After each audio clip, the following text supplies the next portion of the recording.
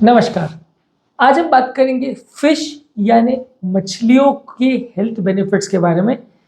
Regular जो लोग fish खाते हैं या फिश को स्टेपल डाइट रखते हैं, उनको क्या बेनिफिट होते हैं, उनके हेल्थ में क्या पॉजिटिव इम्पैक्ट होता है फिशेस खाने का, आज उसको डिस्कस करेंगे। टॉपिक पर जाने से पहले जो लोग हमारे चैनल पर नए हैं, उन्हें रिक्वेस्ट करूँगा कि चैनल को सब्सक्राइब करें, वीडियोज़ को लाइक और शेयर करें। सबसे पहले हम बात करेंगे फिशेस के बेनिफिट्स के बारे में और उसके बाद उसके डिसएडवांटेज के बारे में। फिशेस बेसिकली प्रोटीन का बहुत अच्छा सोर्स है।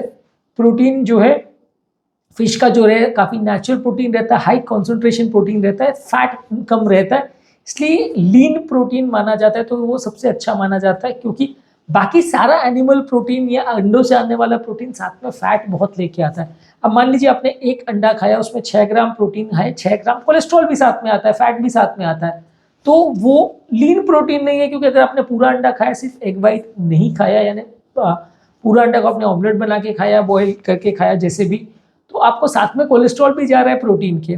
वहीं अगर आप नॉन वेज में कोई मीट ले रहे हैं या मटन चिकन कुछ भी ले रहे हैं, तो ज़्यादातर केस में प्रोटीन और फैट लगभग बराबर जाएगा। इनफैक्ट कई केसेस में जितना प्रोटीन नहीं जाएगा, उससे ज़्यादा फैट से आपको नुकसान हो जाएगा। तो फिश के मामले में ये सबसे अच्छी बात है कि वो प्रोटीन का बहुत अच्छा और रिच सोर्स है, और लीन प्रोटीन है तो फैट कंपेरेटिवली कम है, बशर्ते कि आप उसको स्टीम ग्रिल करें, फ्राई नहीं करें, बहुत ज़्यादा उसको तेल में ना बनाएं, नहीं तो तेल की वजह से आपको नुकसान ज़्यादा होगा। इसके अलावा ओमेगा 3 फैटी एसिड्स का भी अच्छा सोर्स है। सैल्मन, मैकरल, सार्डिन्स, ये सब ओमेगा 3 फैटी एसिड का अच्छा सोर्स है, जो कि हार्ट के हिसाब से एक अच्छा ऑयल माना जाता है। बॉडी का इन्फ्लेमेशन कम करता है, ब्रेन की हेल्थ को इंप्रूव करता है, ओवरऑल कार्डियोवैस्कुलर हेल्थ के लिए अच्छा है। फैटी फिश यदि हम लेते हैं तो फिश का फैट जो है वो नुकसान करने के बदले उल्टा फायदा करता है, क्योंकि ये ओमेगा 3 फैटी एसिड जो है ये हेल्थ के लिए अच्छे हैं। हालांकि बहुत ज़्यादा फ्राई करने पर या बहुत ज़्यादा उसको अगर हम बहुत ज़्यादा पकाते हैं तो ये ओमेगा 3 फैटी एसिड जो कि अनसैचुरेटेड होते हैं, वो डिस्ट्रॉय या डैमेज हो सकते हैं। तो इसलिए इसको बहुत ज़्यादा डीप फ्राई या बहुत ज़्यादा कुकिंग नहीं करना चाहिए। और ओमेगा 3 फैटी एसिड्स अगर आप फिश के फॉर्म में लेते हो, नेचुरल ओमेगा 3 फैटी एसिड लेते हो, तो हेल्थ के लिए अच्छा है। ओमेगा 3 फैटी एसिड्स के हिसाब से फिशेस सबसे अच्छा सोर्स ओमेगा 3 फैटी एसिड्स का माना जाता है नेचुरल फूड्स में। इसके अलावा इस पे कुछ विटामिन और मिनरल्स जैसे vitamin D, vitamin B12, iodine और सेलेनियम रहते हैं, जो कि अच्छा है। हार्ट की हेल्थ के लिए अच्छा है क्योंकि ओमेगा 3 फैटी एसिड्स है वो ट्राइग्लिसराइड्स को कम करता है, HDL को बढ़ाता है, ब्लड प्रेशर को कम करता है। तो हार्ट के क्लॉटिंग का टेंडेंसी और हार्ट की इन्फ्लेमेशन की टेंडेंसी, हार्ट अटैक की टेंडेंसी को कम करता है। इसी तरह का फायदा इसका ब्रेन में भी है, क्योंकि ब्लड प्रेशर को कम करता है, कोलेस्ट्रॉल को कम करता है, और ओमेगा 3 फैटी एसिड्स में जो एंटीऑक्सीडेंट तत्व है वो डिक्लाइन जो मेमोरी फंक्शन का एज के साथ होने लगता है, यानी उम्र के साथ याददाश्त जो चली जाती है, उसमें भी ये फायदा करता है।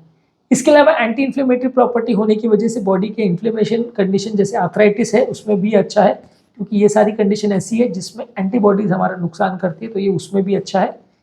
इसके अलावा फिशेस जो है हमारी आंखों के हेल्थ के लिए भी अच्छे हैं, क्योंकि इसमें जो ओमेगा 3 फैटी एसिड का कंटेंट है वो आंखों की हेल्थ के लिए भी अच्छा है, विजन अच्छा मेंटेन करता है, और एज रिलेटेड मैक्यूलर डिजेनरेशन यानी एज रिलेटेड जो आंखें खराब होती है उसमें भी कुछ मदद करता है।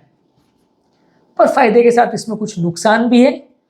फिशेस का ये है कि वो अलग अलग तरह के एनवायरनमेंट में रहती है, इसलिए वातावरण के बहुत सारे टॉक्सिन वो खा सकती हैं। जापान में काफ़ी कॉमन प्रॉब्लम हुई थी जिसको मिनामाटास डिजीज बोलते थे। उसमें फिशेस ने बहुत ज़्यादा मर्क्यूरी का एक्सपोजर फिशेस को हो गया था, सी में बहुत ज़्यादा मर्क्यूरी डंप किया गया था, वो उन्होंने खा लिया था, तो फिर वो तरह की फिशेस खाने वाले को मर्क्यूरी पॉइजनिंग हो गई थी। तो जिस वातावरण में वो रह रहे हैं वहाँ पे क्या चीज़ें अवेलेबल है और वो क्या खा रही है उसको कंट्रोल और मैनेज करना बड़ा मुश्किल है। इसके अलावा कुछ लोग को फिशेस से थोड़ा एलर्जी होने का चांस है। ज़्यादा बहुत फिश खाने से ओवरऑल एनवायरनमेंट पर भी एक दुष्प्रभाव पड़ता है, क्योंकि फिशेस इकोसिस्टम का पार्ट है। अगर सारे ही लोग फिशेस को अपना स्टेपल काम बना लें और लोग बहुत ज़्यादा फिशिंग करते हैं, तो किसी भी एरिया के फिशेस का कम होना बहुत जल्दी चालू हो जाएगा। क्योंकि अगर हम फिश फार्मिंग कर रहे हैं तो फिर भी ठीक है कि हम वहाँ पे उनको कल्चर कर रहे हैं, उसके बाद फिर उनको फिशिंग के लिए यूज़ कर रहे हैं। लेकिन सी या किसी भी एरिया में आप बहुत ज़्यादा अगर फिशिंग करते हैं तो धीरे धीरे करके वहाँ पे कुछ पर्टिकुलर फिशेस एक्सटिंक्ट होने लग जाती हैं, ख़त्म होने लग जाती हैं, जिससे कंसर्न होता है। और फिश फार्मिंग भी अगर करते हैं तो वो भी थोड़ा सा इश्यूज रहते हैं, क्योंकि वो एरिया में वाटर पोल्यूशन का होना, बीमारी का फैलना, एनवायरमेंटल इश्यूज होना, ये सारे थोड़ा प्रॉब्लम रहते हैं। प्रोसेस्ड फिश प्रोडक्ट्स जो लोग लेते हैं मार्केट में, अगर फिश के जो बने बनाए खाद्य पदार्थ जो लोग लेते हैं उनके लिए भी थोड़ा इशू रहता है, क्योंकि वो सारी चीज़ों में अनहेल्दी फैट्स और प्रोसेस्ड फूड्स बहुत ज़्यादा डाले हुए रहते हैं, तो वो भी उतना फ़ायदा नहीं, नुकसान कर सकते हैं। फिशेस कई बार माइक्रो प्लास्टिक भी खा लेते हैं, अलग अलग तरह के केमिकल्स और मटेरियल्स भी खा लेते हैं, वो भी थोड़ा सा नुकसानदायक हो सकता है। इसके अलावा कई बार फिश फार्मिंग के दौरान अलग अलग तरह के कीटनाशक, एंटीबायोटिक्स और केमिकल्स का प्रयोग करते हैं, ये भी नुकसानदायक होते हैं। जिस तरह पेड़ पौधों में ये तकलीफ दे सकते हैं, उसी तरह फिश फार्मिंग में भी ये तकलीफ दे सकते हैं। फिश फार्मिंग का बेसिकली मतलब ये है कि एक पर्टिकुलर पॉन्ड में आप फिशेस को वहाँ पे ब्रीड करने दो, बाद में उनको निकाल के आप सेल कर दो, खाने पीने के यूज़ के लिए आप उसको यूज़ करो। तो वो एरियाज़ में कई बार इंसेक्टिसाइड्स और पेस्टिसाइड्स कई डाले जाते हैं, फिश को हेल्दी रखने के लिए केमिकल्स डाले जाते हैं। वो सारी चीज़ें ह्यूमन लाइफ या ह्यूमन बॉडी के लिए अच्छे नहीं हो सकते।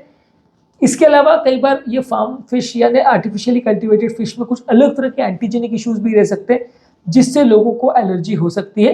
अलग अलग तरह की फिश अलग अलग कौन कौन सी एनवायरनमेंट से आ रही है, उसके बेसिस पे उसमें क्या न्यूट्रिएंट्स है, क्या कंटेंट है, कितना फैटी एसिड्स है, कितना नेचुरल चीज़ें हैं, उसमें वेरिएशन आ सकता है। इसलिए कई बार साइंटिस्ट लोग ऐसा कहते हैं कि कैप्सूल ओमेगा 3 फैटी एसिड्स की खाने वो ज़्यादा हेल्दी है as compare to natural fish, क्योंकि वो कितना वेरिएशन उसमें होगा, साथ में कितने टॉक्सिन जाएंगे, उस पर हमारा कोई कंट्रोल नहीं रहता है। तो आज के टॉपिक में हमने फिश एज अ फूड के बारे में बात की। इसके हेल्थ बेनिफिट्स तो काफ़ी सारे हैं। ये ओमेगा 3 फैटी एसिड का अच्छा सोर्स है, हाई क्वालिटी प्रोटीन है, लीन प्रोटीन है, vitamin D, vitamin B12, iodine और सेलेनियम इसमें होता है। हार्ट की हेल्थ के लिए अच्छा है क्योंकि ब्लड प्रेशर कम करता है, ट्राइग्लिसराइड को कम करता है, ब्लड क्लॉटिंग को कम करता है, हार्ट अटैक्स के चांस को कम करता है। ब्रेन की हेल्थ के लिए अच्छा है क्योंकि ब्रेन स्ट्रोक को कम करता है और ब्रेन का age related memory decline function जो है उसको कम करता है।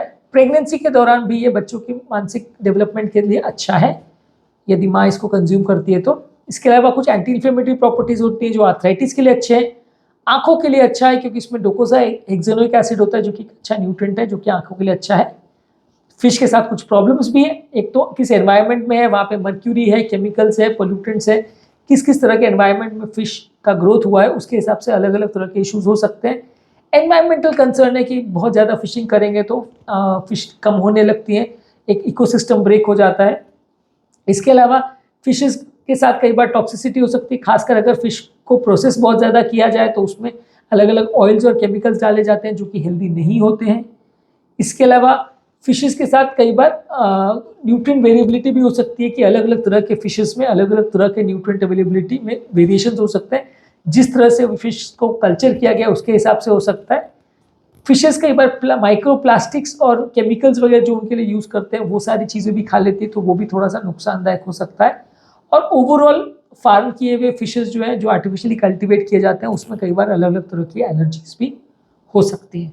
तो उम्मीद करूंगा कि आज के टॉपिक में आपको कुछ सीखने को मिला होगा। जो लोग हमारे चैनल पर नए हैं उन्हें रिक्वेस्ट करूँगा कि चैनल को सब्सक्राइब करें, वीडियोज़ को लाइक और शेयर करें ताकि वीडियोज़ की रीच बढ़ सके।